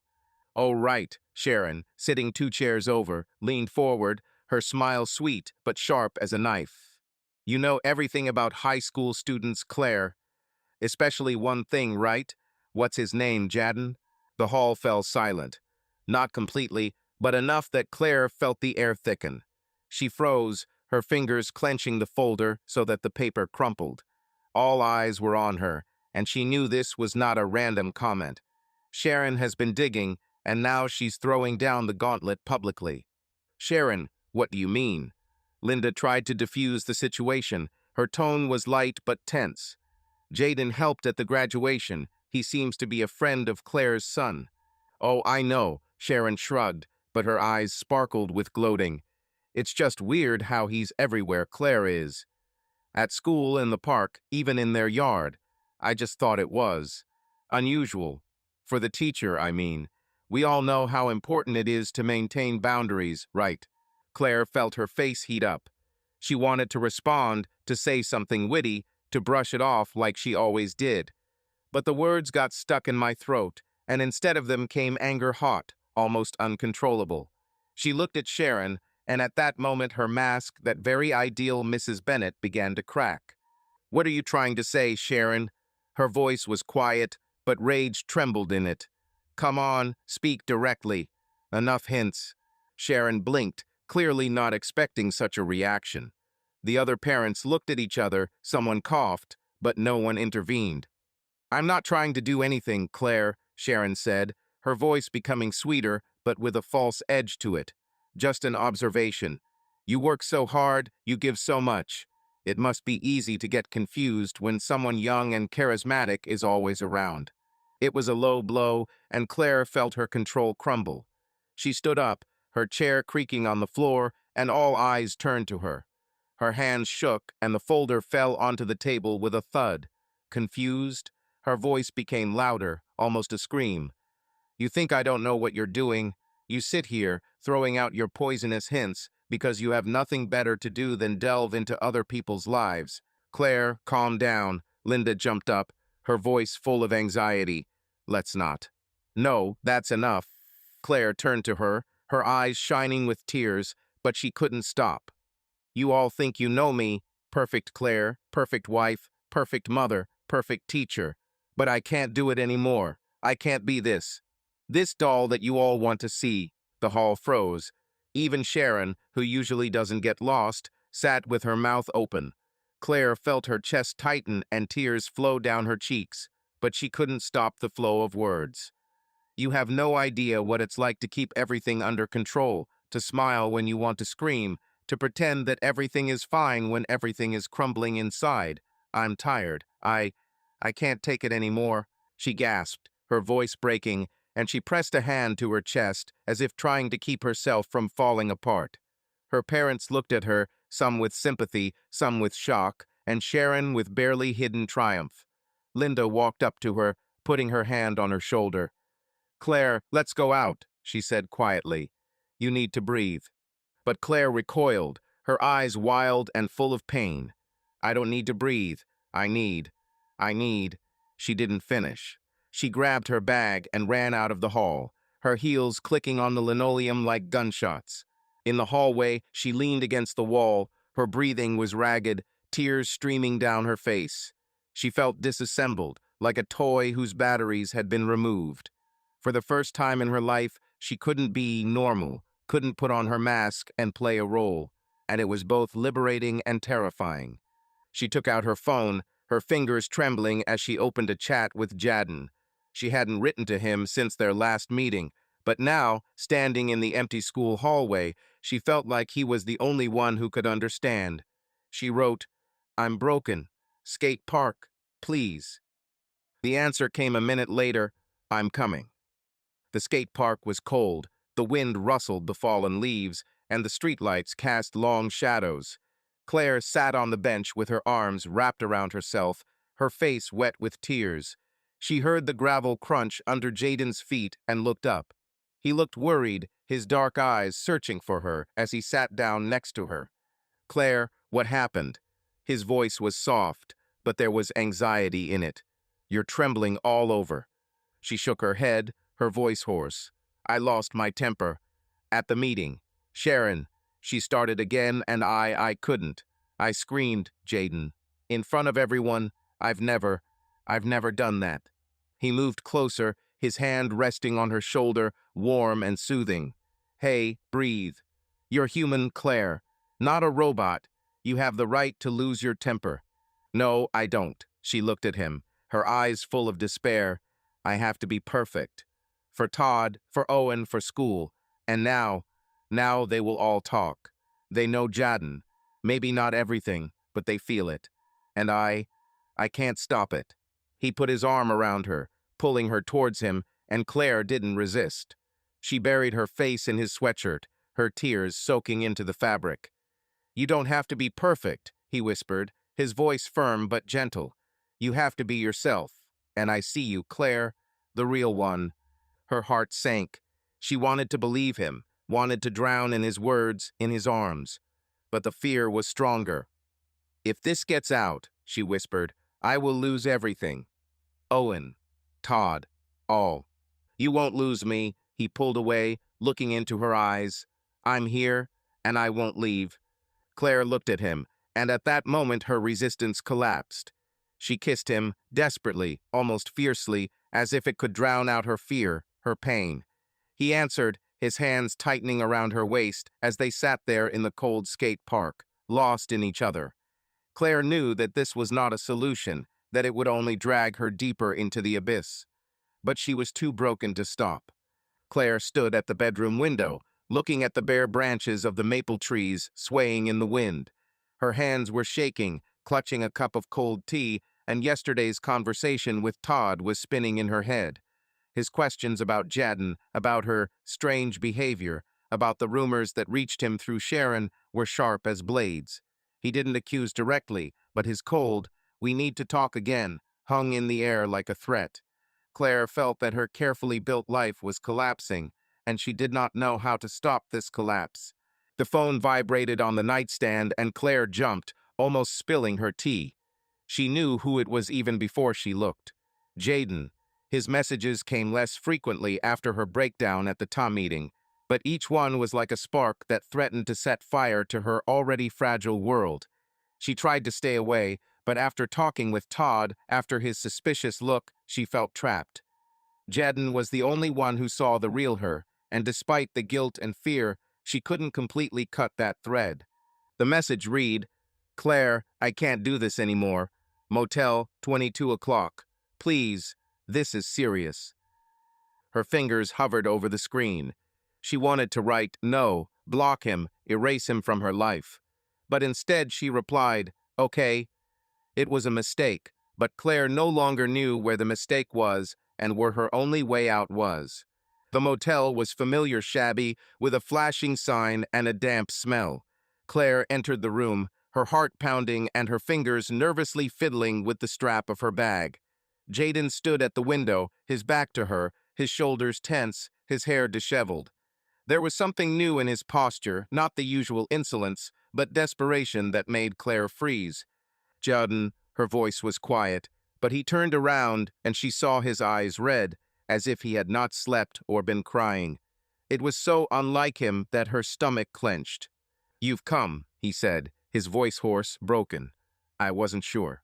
"What's happening?" She stepped closer, but stopped, feeling the heaviness in the air. "Are you okay?" He laughed bitterly. The sound was harsh, almost painful. "In order? No, Claire, I'm not okay. I'm going crazy. You're avoiding me. Todd is digging. Rumors are all over town. I can't stand it. I can't lose you." Claire swallowed, her throat dry. "Jaden, I don't know how to fix this. Todd suspects. If he finds out, if rumors get back to him, it's over. Owen. Then we'll run away." He stepped towards her, his eyes burning with a feverish fire. "You and me, Claire. Let's leave this city, this life, everything. Let's start again where no one knows us. We will be happy. Together." Claire stared at him, her breath hitching. "Run away?" Her voice trembled with disbelief. "Jaden, do you understand what you're saying? I have a son. Family. I can't just give up everything." "You can." He grabbed her hands. His fingers were hot, almost burning. "You're unhappy, Claire. I see it. You're dying in this house, with this husband who doesn't even notice you. I can give you life. The real one. We'll be together like we were meant to be." Her heart began to pound, not from excitement, but from horror. She looked into his eyes and saw not love, but obsession, the same emptiness that lived inside her. At that moment, she realized that Jaden was not her salvation. He was her reflection, her pain, her melancholy, her despair. And this realization was like a cold shower, washing away illusions. "No," she freed her hands, stepping back. Her voice was firm, despite the tears that burned her eyes. "I won't run, Jaden. I can't. Owen is my life, and even if I'm unhappy, I won't leave him for this." He froze, his face turning pale. "For this?" His voice broke. "Do you think this is just a game? I love you, Claire. I'll give everything for you. And you. You just want to go back to your lies." "It's not a lie." She shook her head, her voice trembling, but there was determination in it. "This is my life. I've made mistakes, big mistakes, but I can't give up everything to run away with you. This is not love, Jaden. This is escape. And I'm tired of running." He looked at her. His eyes were full of pain, almost wild.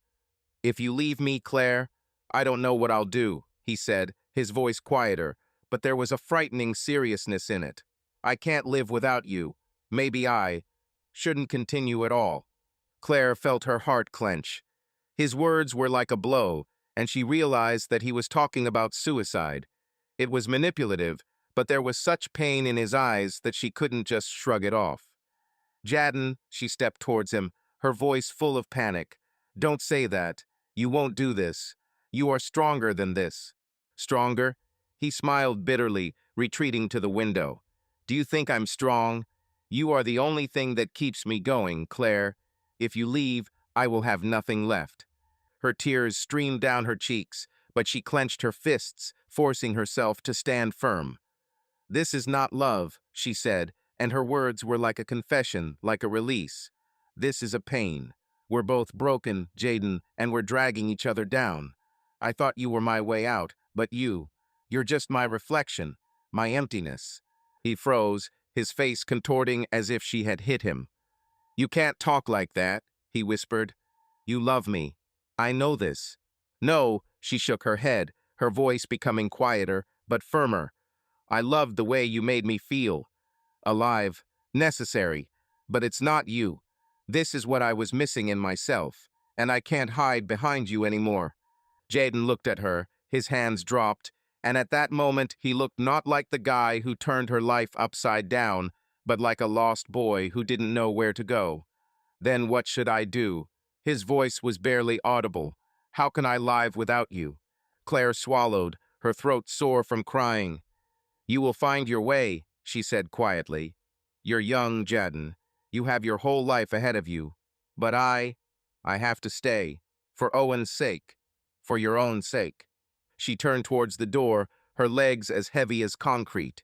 She knew that if she turned around, if she saw his face, she might break. But she forced herself to open the door and step out into the cold November air.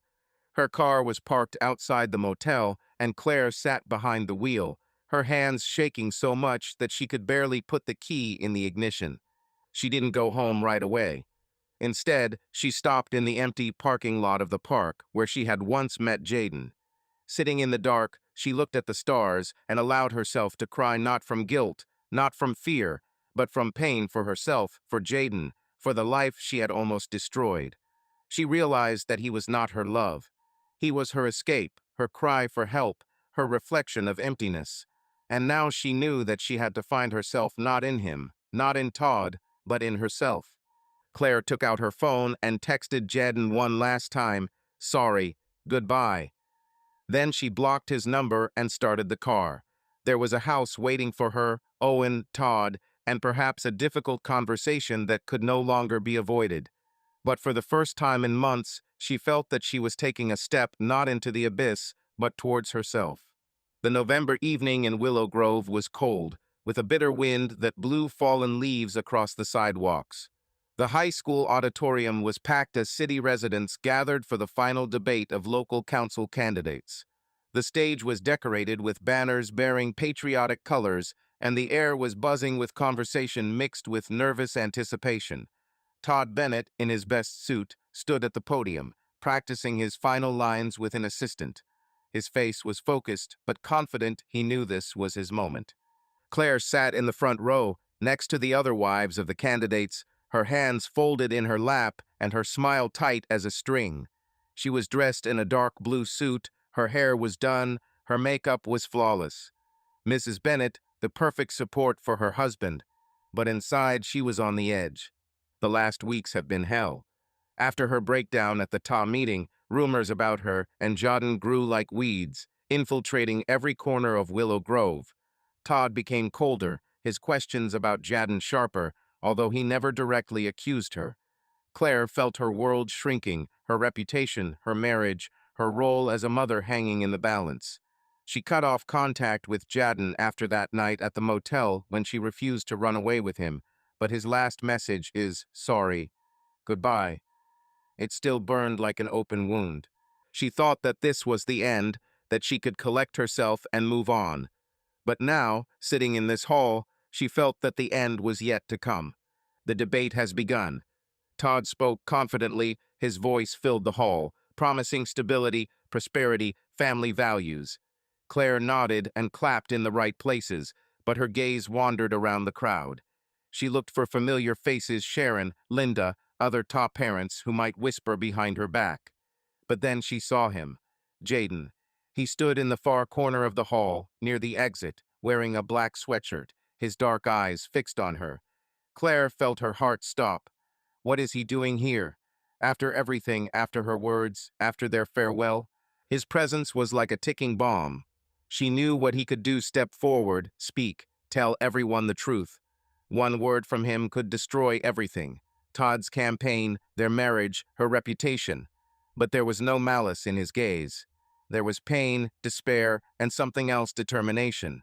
Claire gripped the armrests of the chair, her nails digging into her palms. She had to make a choice. Stop him before he speaks.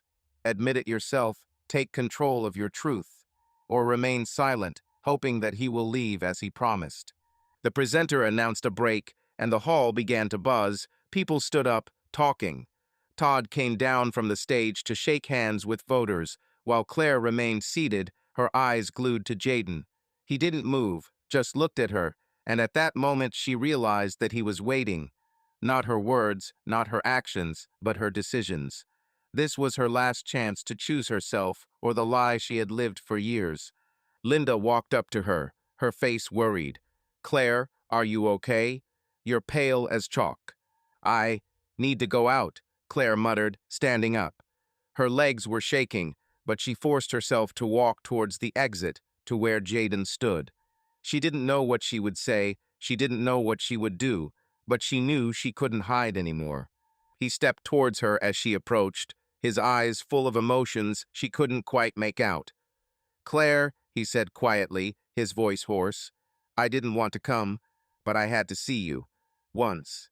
"For what?" Her voice trembled, but there was steel in it. "You promised to leave. Why are you here?" "Because I can't let go," he swallowed, his hands clenched into fists. "I know you said this is the end. I know you chose your family, but I wanted to give you a chance. Leave with me, right now." Claire felt her throat tighten. She looked at him, at his face, which had once been her salvation, her reflection. But now she saw not love, but a trap. He offered her escape, but this was not an option. It was another cell, just with a different name. "Jaden," she shook her head, her voice quiet but firm. "I won't leave. Not with you. Not like that. I made a choice, and it's not an escape. This is to stay. For Owen's sake. For your own sake." His face contorted as if she had hit him.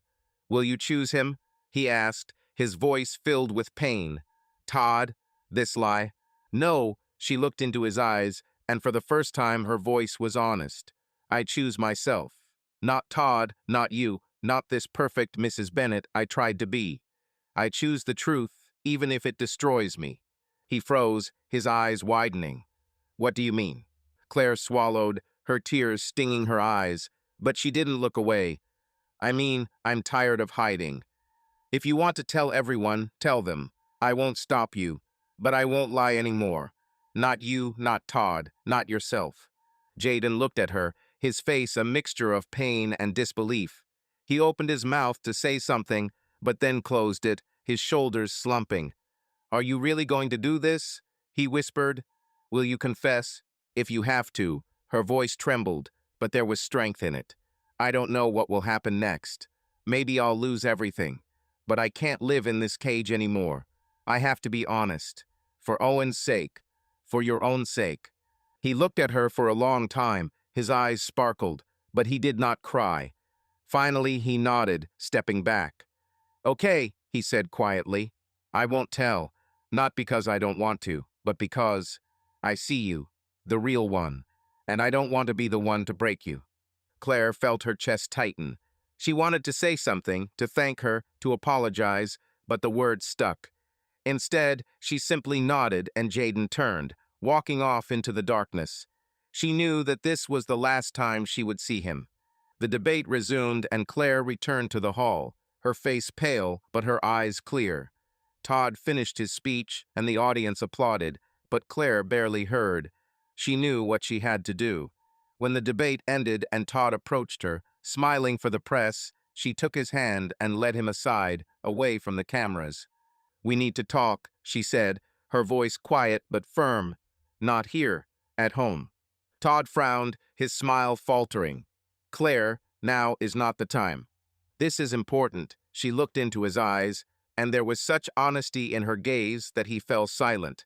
"Please." He nodded, and they drove home, leaving the noise of the debate behind.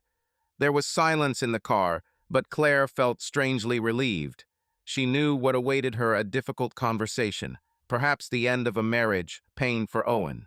But she also knew that this was her chance to start again, to be honest, to be herself. At home, Owen was in his room and Claire knocked on his door. When he opened, gloomy, with headphones around his neck, she smiled, not that forced Mrs. Bennett smile, but a real one, full of love and pain. "Can we talk?" she asked, her voice soft. Owen shrugged but nodded, and they sat down on his bed.